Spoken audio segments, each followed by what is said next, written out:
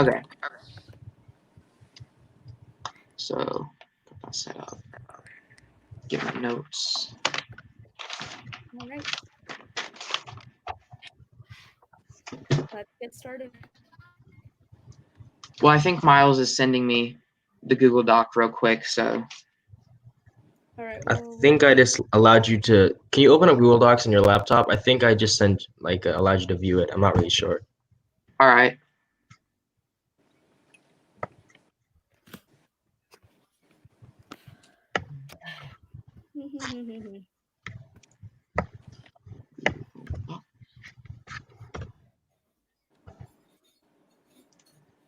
Logan. What's up, guys? Nothing much. Ah. All right. Yeah, I got it. All right, let's making sure you have that.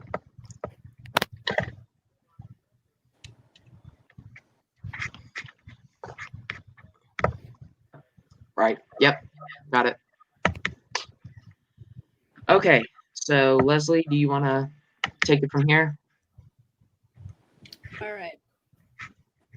So you guys are debating on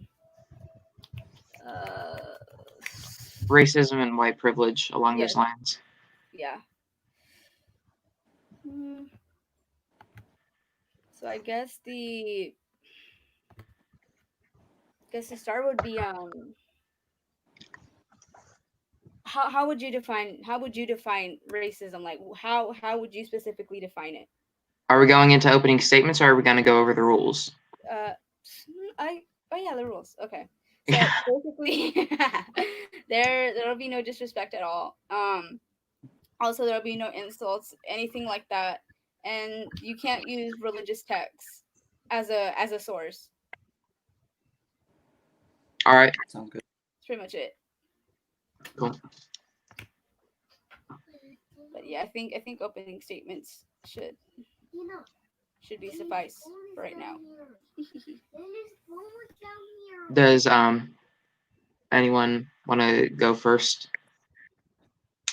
Y'all can go first. I don't care. All right. Miles, do you want to start us off? I didn't prepare like opening statements. I've never done like an organized debate like this. Oh, well, yeah. So So I'm not sure how this works. I'm just going to say, so I think racism in America is a very big issue, and white privilege is a thing. So like something like that. Just something simple. It doesn't have to be like a big eloquent thing that you. Oh, okay. Yeah. I think white privilege exists in America, and there's the remnants of segregation, Jim Crow, and slavery. There's how people are viewed in the media, and the way that we're being treated with the protests going on right now currently. The Black Lives Matter movement. I think that's mostly what I believe, and I believe Black Lives Matter, and I believe that white privilege is existing right now. Yeah. So my take on it is, I think racism exists within the individual, not systemic.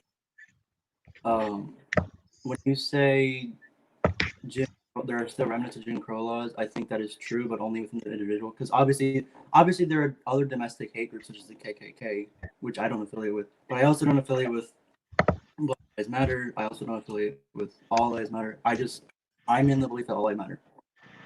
That's where I stand. All right. So there's opening statements. Who wants to go on the first argument?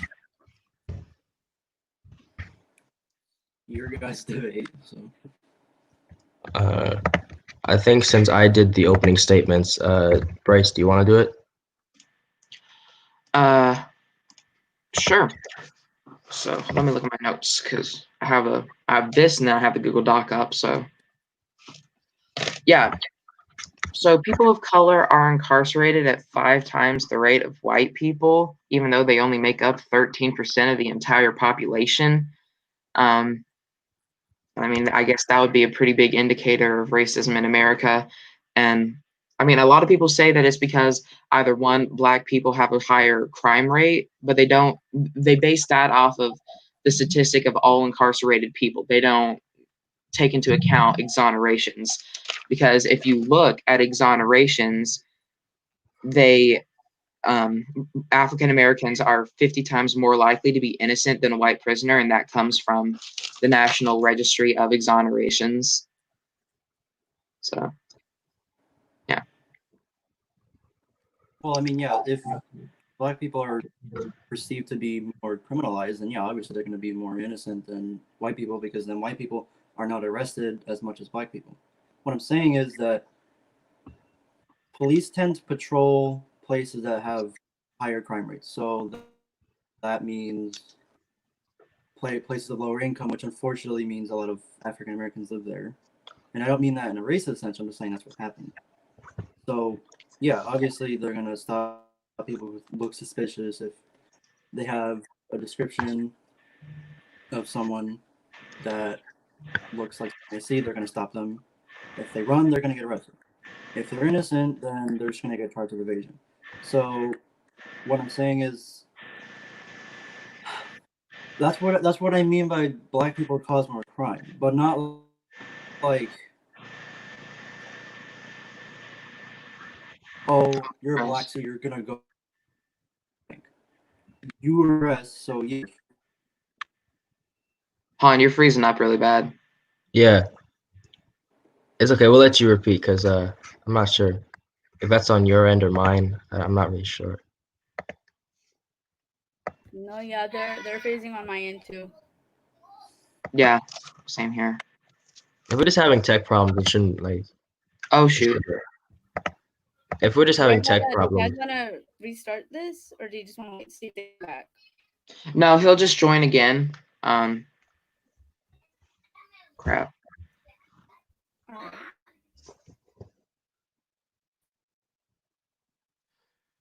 All right. are you in touch with him? Yeah, he's joining. There he is. Sorry, my chair is creaky. Oh, it's no problem. I heard like a buzzing sound. I'm not sure what that was. It might be my fan on my computer. I don't know. You're back? Yeah, he's back. All right. Yeah, I turned my audio off. Yeah. So, when you say black people commit you more guys crimes, heard what? anything I said? Crap, it's happening again. I can't tell if that's. It's Damn just it. the internet on his end. I think it's slow, or it's just not working. See, I'm all right. I'm Yeah. okay. Because Bryce isn't freezing up. I can't see Leslie, but I never have been able to see her. No, she's got her That's camera because turned off. yeah. All right. If she got her camera turned off, that's normal then.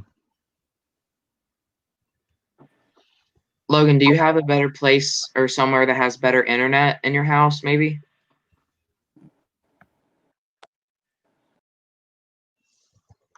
Kind of feel underdressed. I think they disconnect again because it's just too slow, too laggy.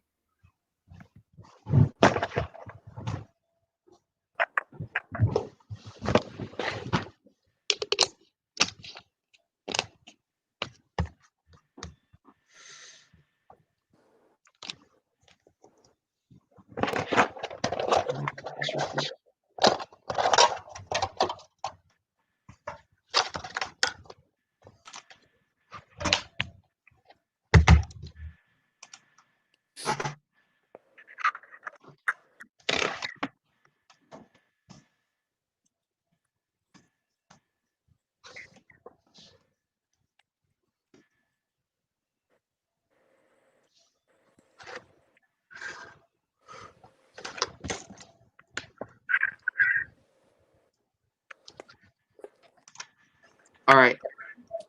I think it might be getting a little better. Maybe.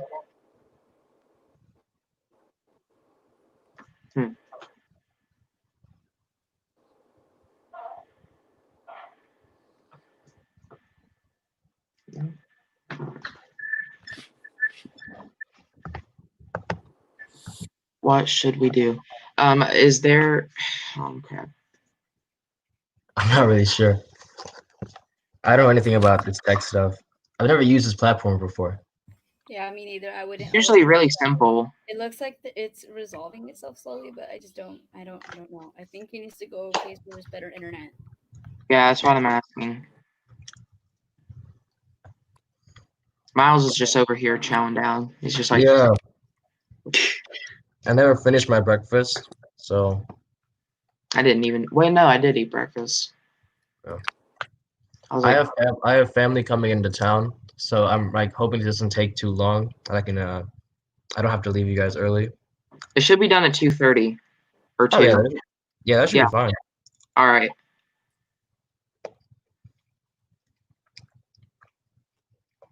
Yeah, no, usually our debates don't go over an hour to an hour and a half.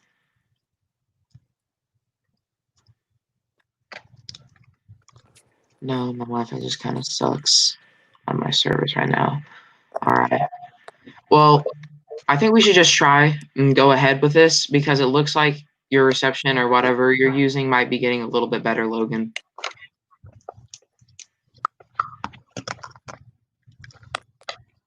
And I mean, if you need to turn your camera off, that's completely fine.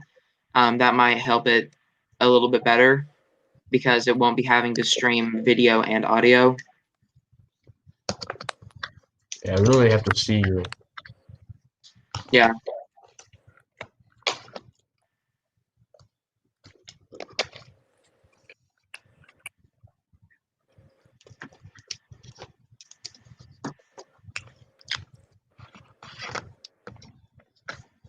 And he left again.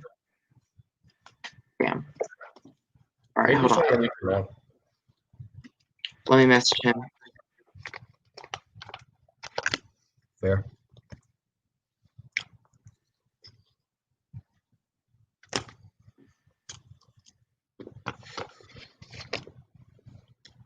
All right.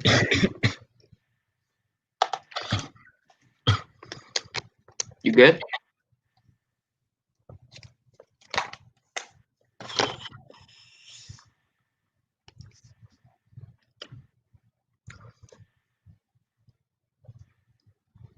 All right, he should be joining back. I Yo, Bryce, messaged him.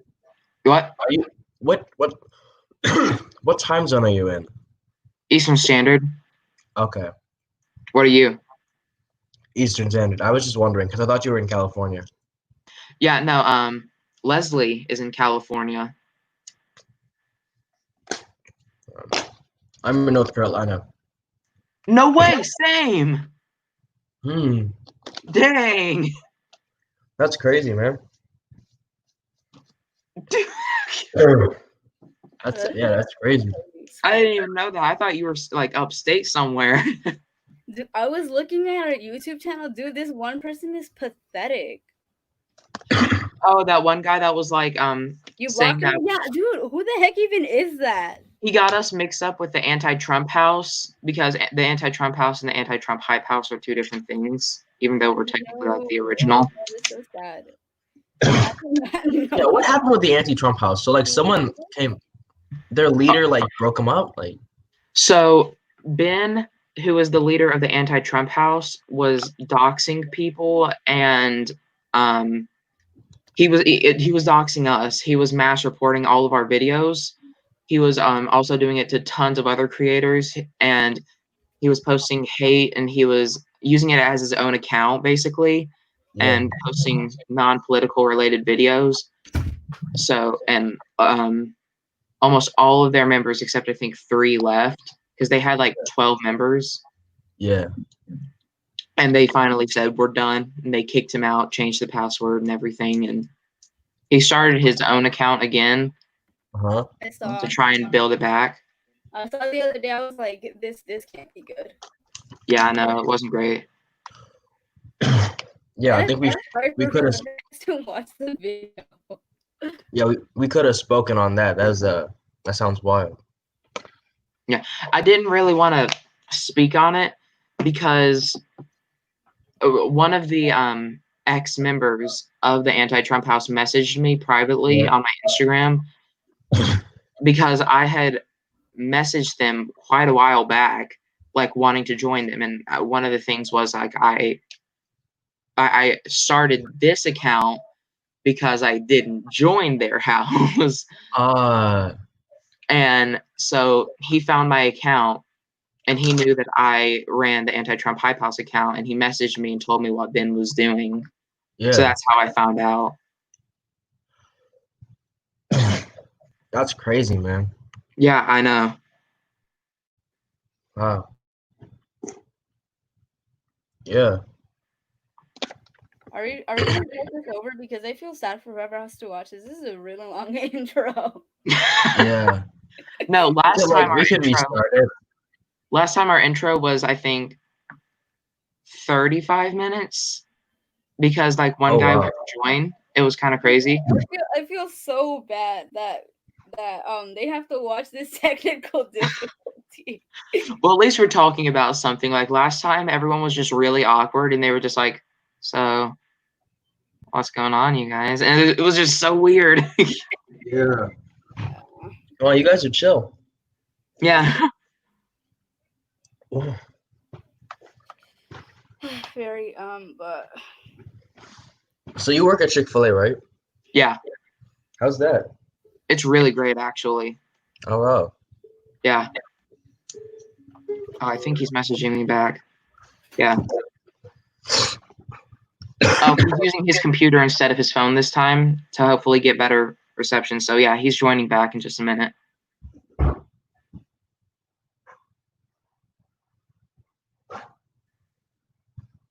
have you heard what's going on with the DC blackout? It's just crazy. No, what happened? I don't know. I saw that on Twitter. Oh, there he is. You have to go on Twitter. It's crazy. Yeah, it was on Twitter. This hashtag, where are the protesters? So the streets were filled with protesters in Washington, D.C. An hour later, like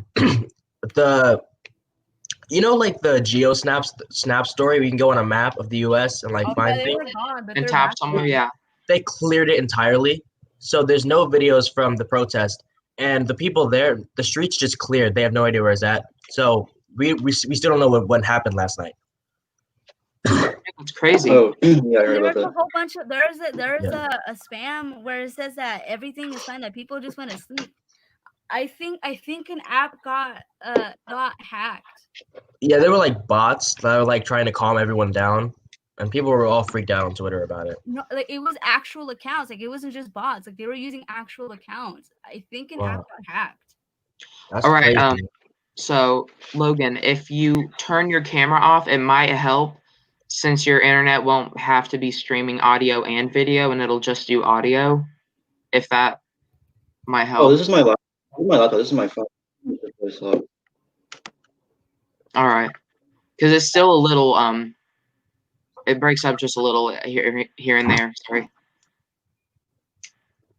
Okay, yeah, you do too, but it's not as bad. All right. Okay. So on your last statement before all hell broke loose and we couldn't decide what was happening, you said that Black people commit more crime. So what do you mean by that? Well, I have a bit of experience seeing what's been happening. I don't live in the greatest part of Florida, but I don't live in the best part either. So I've watched a lot of videos on of body cams, and be like, okay, so what I'm noticing is that either the people, and I'm not just saying Black people, but I'm saying most of the time it is. Yeah. They'll either lie about what they have in the car if they are traffic stopped, and then get arrested for what they have, or they'll try to run and then they get arrested for evading arrest and whatever they have in their car. So that's what I mean by Black commitment crimes. I'm not saying white people don't do it, because I've seen a bunch of that too. Yeah. But what I've been seeing is mostly Black people. So what I would like to add on to that is when you're in such a stressful situation and you have something that's severely illegal in your car, so say you have like a gram of heroin sitting in your back seat, I don't think someone's just gonna go like, "Hey, you have heroin in your car?" And they're just gonna be like, "Yeah, man, you got me. I got heroin in there." I mean, it's just not gonna really happen. So whether it's black or white, I don't really think that you can base how if someone's gonna lie off of their race. Also, if Oh you no no want, no, that's not what I'm saying at all. But I'm saying I didn't mean it like that. But I'm saying like what I've been seeing is mostly black people. I'm not saying they're lying because they're black. I'm saying this because why they're lying is what they have in a car. well, you can't just watch a few body cams of like black people doing this because white people do it as well. And white people I make know. up a majority of arrests. White people and black people use drugs at the same rate. However, black people are incarcerated for it more than black people at an unproportional rate. And to go on to that, the stop and frisk policy that was put into place in, I think, New York, unproportionately targeted minorities such as people of color, Latinos, etc. And Yeah, and just I don't support stop and frisk. I thought it was very racist. yeah, so like obviously there is a level of systematic racism on that level. Yeah, and what I wanted to touch base on that is I think there are a few examples of that. I'm not saying systematic racism doesn't exist entirely. Like you said, stop and frisk, and then the war on drugs is also a good example. Mhm. So I think what will happen is if we legalize marijuana, just for an example, that'll stop the need of cartels. Yeah. You won't need, drug traffickers, and then you won't need the border wall. And but uh, I think in some aspects it does exist. Yeah. Yeah. Let me see. There we go. So the war on drugs was just put in place by, I think, Richard Nixon. Is that right? Yeah, it was Nixon started it, and then And Reagan, he continued like it. ramped it up. So marijuana technically isn't a drug because it has been used for thousands of years. It was Yeah, even written about by the ancient Egyptians. They would bathe in cannabis baths and they would actually inhale the vapors because it was good for them and it made them, of course, feel good. I forgot what his name was, but he was a scientist that worked for the United States government, and he came up with that marijuana was made Mexicans want to kill white men, and that's true. Look it up. I can't find the exact study because I didn't get to there last night, but he came up with that, brought it to the United States government. They outlawed it, and they started making propaganda. So you could find in newspapers where you would have quote unquote Mexican banditos. They would be sitting there, and it would look like they're smoking a joint, and they would have such like dead bodies, or they would have some sort of racist paraphernalia beside them. There was one where Mexican was literally just leaning up against a pole, smoking a joint, and above him was a speech bubble that said Nazi propaganda. I mean, that has nothing to do with it. Yeah. And the whole point of that program was to place blame and make Mexicans seem as the bad guy in that situation. Yeah, I agree with you. I think the war on drugs has gone way too far to this point. Mm-hmm. Yeah. Oh, she's back. Yeah. So, Miles, do you have anything to add? I think at this point, I can understand the point of view of not seeing white privilege because it's so like embedded into the society that it can be easy to miss. That's what if that's the way the world has always been, and a lot of it comes from wealth and like actual classism, as not as far as racism. But the racism was started because of classism, and black people were kept poorer than white people, and like what my dad was born in 1959. He was alive during desegregation. That was like when he was going into kindergarten. That's when they started desegregating. Mhm. Um, and what he's told me is that like even if you allow black people to go to white schools, you integrate the schools, if they can't afford the school, they're not gonna go in. If they can't afford the houses near the school, they're not gonna go there. If the houses won't sell to them, if they won't sell houses to black people in that neighborhood, then the white people aren't going to be integrated. So desegregation, there you can still look at places and see how it's separate, um, and it's not even equal because the funding is different in certain areas. I think it was FDR with his New Deal right after the Great Depression, where they had redlining, and certain areas got more funding than other areas. So now they're better off or worse off. So it just So been a lot of that.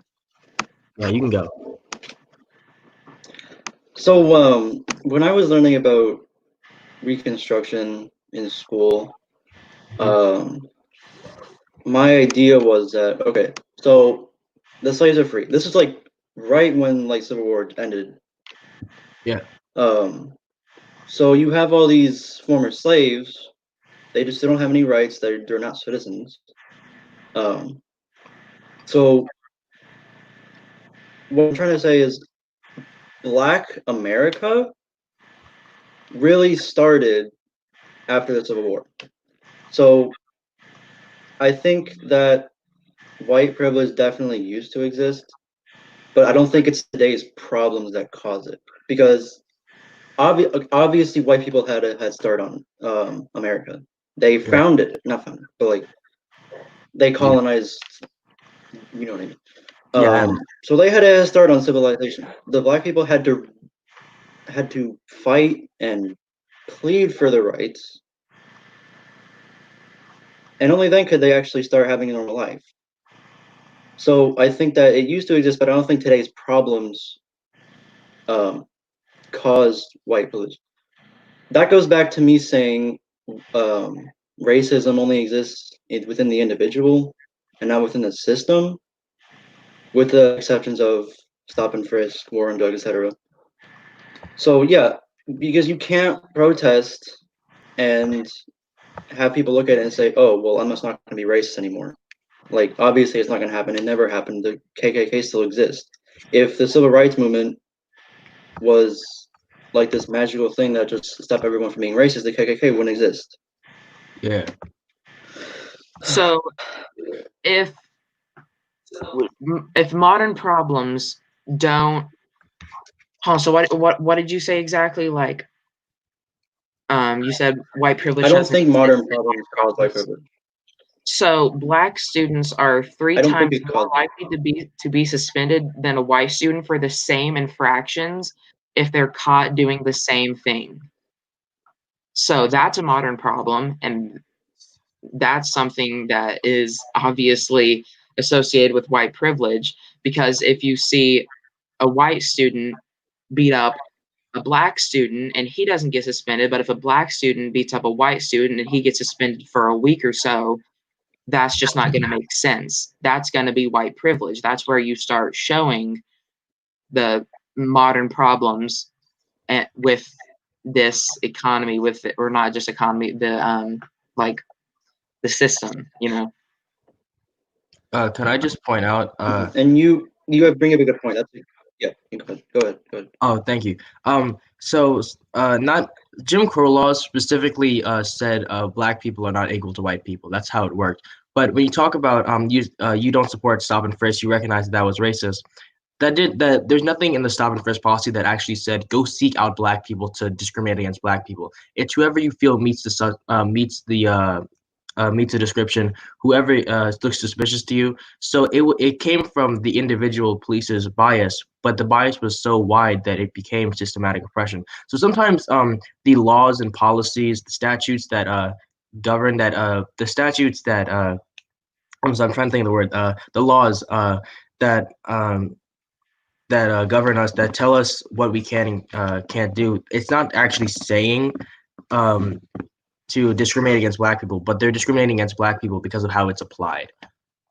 So it's not Yeah. always just like And direct. yeah, and that goes back to what Bryce said about the suspensions against Black and white kids. It's like a few of my exceptions about like how white privilege does still exist. I do believe in school reform. I think the education system really needs to be changed. And I think that data most likely comes from, like southern states, from like Alabama, where church and state are very close, rather than like democratic states where church and state are completely separate, which I do believe in. I don't think church and state should. Right. So that's what I'm saying. Like, obviously, there needs to be some sort of education reform, and I also do believe that there needs to be some mild police reform. I don't think that you need to draw your weapon if someone does this. Yeah. So, with that, why do you think that armed protesters with fully automatic weapons can storm a Capitol building and go into the face of police, literally screaming at them and throwing American flags in their face, and the police just stand there and do nothing? But when a protester walks up to a police officer protesting the death of an innocent Black man, but not just one death, but thousands of deaths of innocent Black people, they get met with tear gas and rubber bullets. Well, I haven't actually read up on about these protests. I wasn't really involved in them a lot. I don't agree with either of them.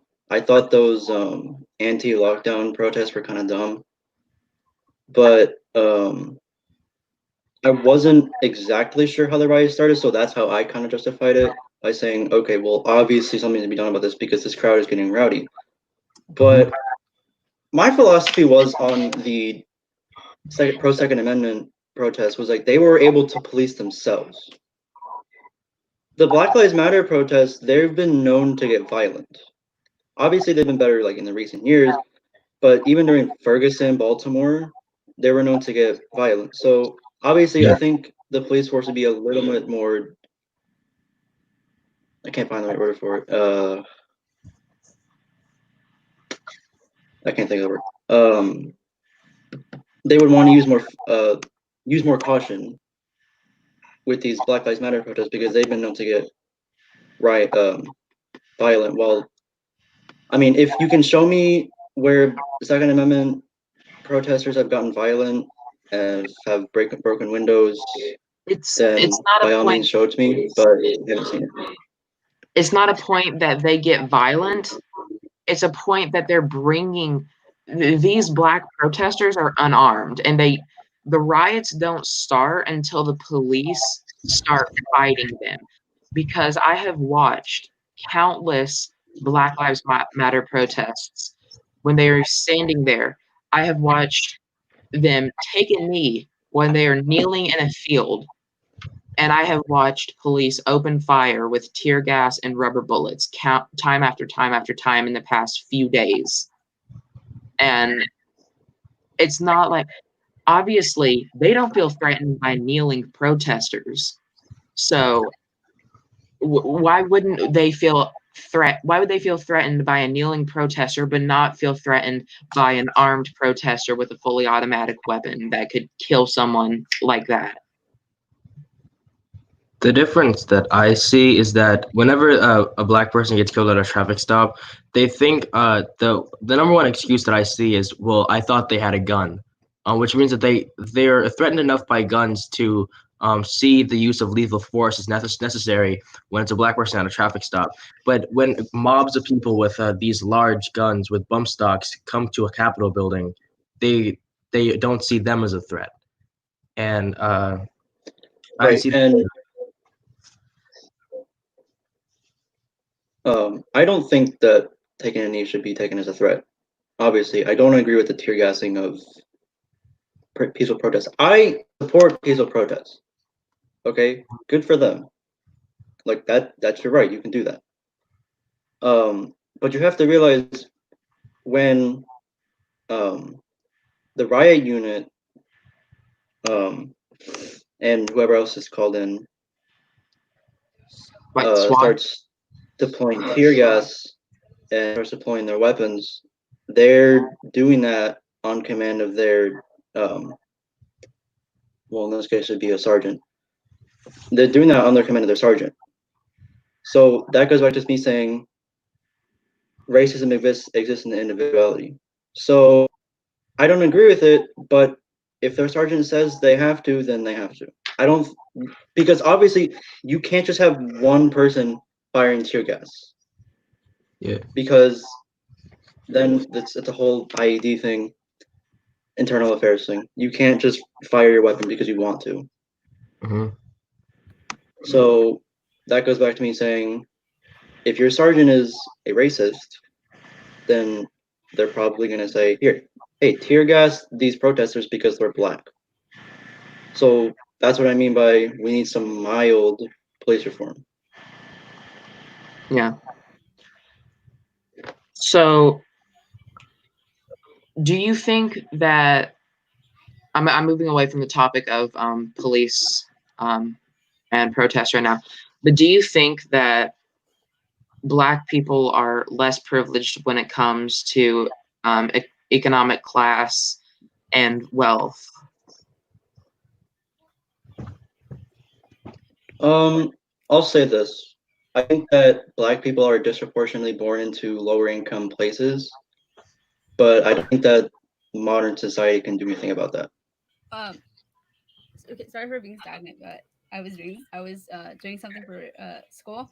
But I think what you're trying to say is that they don't have generational wealth, right? Is that what you're trying to say? Okay, so Leslie, I'm not being mean, but you're the moderator. I know it's because the moderator is supposed to guide the discussion. So I'm just trying to make sure that we all are on the same page. Yeah. All right. So you're just clarifying: are we or are we not talking about generational wealth? I mean, I guess we are. Yeah, we are. Okay, great. All right, yeah, we'll talk about it. Yeah. So, crap, where's that statistic? I write my stuff down. So, poverty affects 9.9 of the white population, whereas poverty affects 27.4 of the African American population. And when it comes to generational wealth, Black people are way less like common to have generational wealth than a white family, because white families have had generational wealth passed down from generation to generation to generation. And it all goes back to, so less than 100 years ago, Black people couldn't even have a job. Okay. So from that time to now, there's basically no time to build up generational wealth unless you were one of the few that hit it big, such as LeBron James. He hit it big with the NBA. Louis Armstrong, he hit it big with his music career. It's not about working hard. It's about how we treated them. And I know that was a long time ago, but it still happened, and we aren't doing anything to fix it. And on the topic of that generational wealth, Black women are 3 to 4 times more likely to die during pregnancy due to lack of access and poor quality of care. And of course, that goes back to not having enough money to even pay for Medicare, not having enough money to go to the doctor, the pregnancy clinic. Yeah. Yeah, no, so that's what I'm saying. That goes back to me saying that white people had head start on society than Black people. So yeah, obviously not obviously, but they're gonna have these difficulties now because you said they don't have time to build up generational wealth. So Yeah. yeah, I think that Black people are disproportionately born into lower income statuses, but I don't know that there's things society can do anymore because we've already passed 13th, 14th, 15th Amendment. It's just it takes time. So, And oh, sorry. a good example, sorry, a good example I like to use is European slums.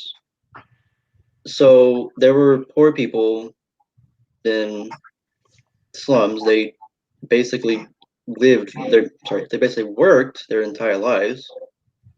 And so eventually now you see Europe after a few hundred years prospering. So my point is, yeah, you see Black people being born into disproportionately low income statuses, but as far as society, there's nothing it can really do anymore. It's just up to time to balance out these statuses. So I So, think there will come a time where places like Detroit and Chicago, Cleveland will become prosperous again. But right now, there's nothing really society can do. so when you said we've passed the 14th and 19th Amendment and that's pretty much all we can do, those amendments were basically just giving Black people the rights of white people. They didn't ensure that they wouldn't be discriminated against. They didn't ensure that they would have a place to live, anything like that. So there is more things that we could do. We could pass bills to help them make sure that they don't get discriminated against when applying for a job, when they're going in for health care, because as I said, we said, because we all kind of agreed on the same thing, they don't have enough money to have Medicare or even Medicaid sometimes, even though Medicaid is for low income families, it still costs money and some people don't have that. And Black women are usually the only parent in the household, because there's a statistic, 63% of Black youth grow up in a single parent household, while 31% of white youth grow up in a single parent household. And I'm not saying that has anything to do with the racism part, but that's to say that the mother's working hard. She's probably got more than one full-time job paying minimum wage to her, and she's trying to get enough money to pay for her family, pay for her kids' health care, pay for her health care, pay for her kids' school tuition if they go to a private school, because a lot of Black youth do go to private schools because they don't feel discriminated against at a private school. Mm-hmm. Yeah. So what I mean is, obviously, it's not constitutional to discriminate against during the application of a job. And I think that if someone feels that they've been discriminated against while applying for a job, that they should be able to tell. I think there should be a federal agency where they focus on racial discrimination. So I think if someone feels that they have been discriminated against while applying for a job or in any other sense, then they should be able to go to that federal agency. That agency should be able to investigate that corporation and come out with an outcome saying, okay, well, you discriminated against this person or these persons, so we're going to shut you down and we're going to penalize you. And when you say that Black women don't have access to these hospitals, yeah, you're right, they don't, and that's honestly hard. And I do think that there needs to be healthcare reform. I think healthcare is way too expensive. Um, a good example is I went to the emergency room a few months ago because I had something wrong with my feet, and they had me sitting there for a good 2 hours. Well, I don't remember what they were doing. They were doing something in another room. But they eventually came to me and they gave me medicine and they said, come back in a few weeks. I didn't have to come back in a few weeks. I just went to a podiatrist and they said, yeah, whatever they did was crap.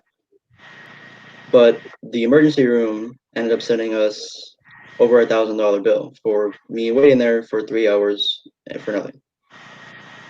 So yeah, definitely, I think that the healthcare needs to be reformed, and I think it does disproportionately affect people of lower income because they obviously don't have enough money to pay for these emergency room visits, for these doctor appointments, and I think it doesn't really affect people of higher income because they're virtually unaffected by it. They have enough money to pay for it and more. Yeah. I actually, I'm giving props to you for this because that whole thing with like a corporation that you report things to, like if you feel discriminated against, that's actually a really amazing idea. And I do support that. That would be really great. I'm not sure if this is the same thing, but when something along what that reminds me of is I read about Donald Trump was accused of violating the Fair Housing Act in the 70s, and was sued by, I think it might have been the IRS. I'm not really sure, but some government agency sued him after they did an investigation. So that might be kind of like what you're presenting. Yeah, I haven't really read. I know what you're talking about. I haven't really read up on it. Yeah, I have to read about that again, but that's kind of. It sounds like what you're presenting, and I think that's a great idea too. I agree with that agency would sound right. That would be really great. Yeah. But I'm trying to, crap, I had something in my head and I was going to say it, but it completely just lost me.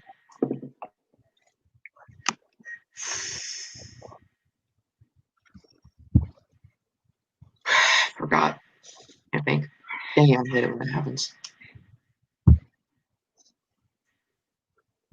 So, Miles, do you have something to add? Because I know I've been talking a lot. I have a Yeah.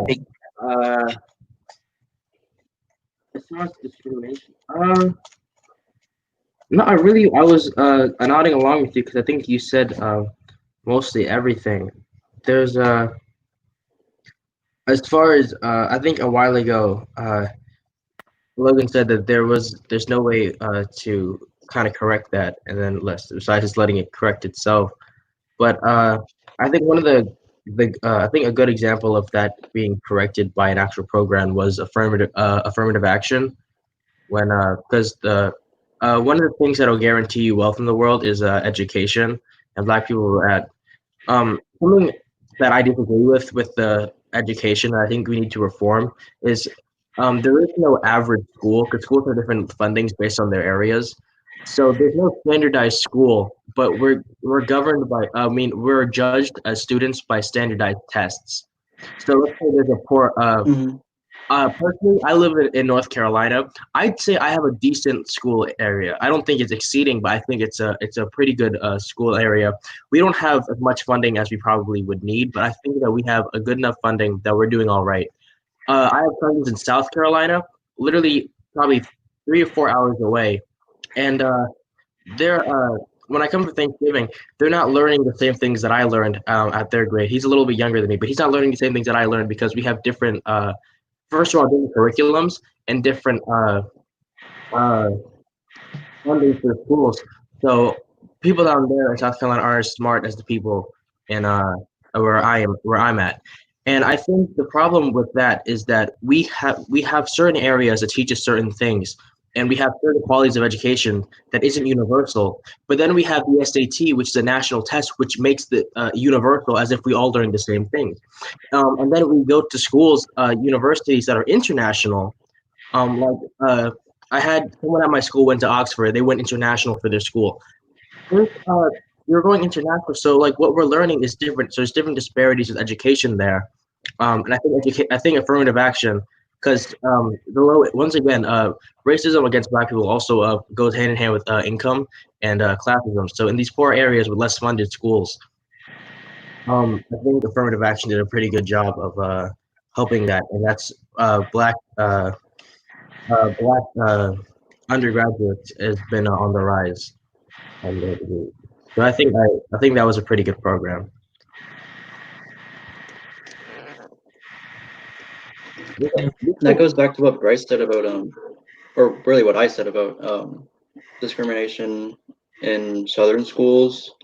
So I don't think that church and school in this case should be connected. I mean, if I were to have it to say in education reform, I would say that if you want to have a Christian religion class, then take it, but you shouldn't be forced into that. And you also shouldn't have teachers that force their religion on you.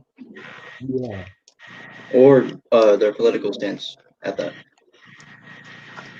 So I went to a private Christian school that was designed for what's the word? Underprivileged Black students. It was 91% Black students that went to the school, and I was part of the like 9% of white students in all of the whole school. And it was really an eye-opener for me, because looking back at all the things that I had and thinking that these kids' parents probably didn't even have enough money to send them to this school, because it was a private Christian school and the tuition wasn't low because they don't have federal funding, so they have to have tuition. And thinking that, like, because I would think, why did I have these things that these kids didn't have? Because I had a Wii and my brother had an Xbox. Half of them maybe had like an old PlayStation. And it just went back to what Miles said, that they also didn't get the same education as me because their education system was built different from a public school. When, say, I would be in 3rd grade, they would actually be in 2nd grade there. And it was obviously based on race. And just looking back on it, it just makes me put things into perspective that, I mean, I do have privilege and I have to admit that. And it's sad to look back on those things sometimes, but yeah. Mm-hmm. And I think schools should be investigatable. I don't think private schools should exist, honestly. Especially not Christian schools anymore. I mean, Christian schools existed because this country was built upon Christianity, but now that we've become so diverse, I don't think there's a need for Christian schools. If there's a need for Christian schools, then I think there should be a need for Muslim schools, for Jewish schools, things like that. So there actually is Muslim and Christian schools, and I think that personally there should be Christian schools. If you want to have a Christian school, you should be able to have a Christian school. Just like, make sure your kids want to go there first. Don't force them to go somewhere they don't want to go. But like, this country actually like wasn't founded on Christianity. They came here for religious freedom. On the Mayflower, like, they had people of all religions. They had pagans, they had Christians, they had Wiccans. They weren't just built on Christianity. And the founding fathers even wrote in the Constitution, of course, separation of church and state. They didn't want this country to be founded on one religious value. They didn't want it to be one thing that was forced upon the people. I really hate to do this, but my family just came in from out of town. No, I agree with that. All right. Well, it's been great debating you, Logan. You've been really respectful, and I respect you for that. Your opinions are really cool. And Bryce, it No, was yeah, nice. guys, you're all really cool. Yeah. Thank you for all this. Goodbye. Thank you, Miles. Bye. All right. So, do we want to end the debate here and give closing statements? All right. Yeah, you can go first. All right. So, personally, first, I'd like to thank you for doing this with us. This was really fun. And like Miles said, you've been very respectful. I completely 100% respect that of you. I respect your opinions. I respect your political views. Thank you for doing this. Yeah. Yeah, y'all are really cool. I think one young person to another young person, I think we can agree to disagree. Shouldn't be yelling at people just because they think differently. So Yeah, and thank you, Leslie, for being the monitor. Of course, as you can see, everything went pretty smoothly. So, yeah, I think we will wrap up the debate here. All right. So, yeah, thank you guys. I hope we can do this again. Yes, of course. All right. Mhm. Goodbye. Yeah, I'll let you know.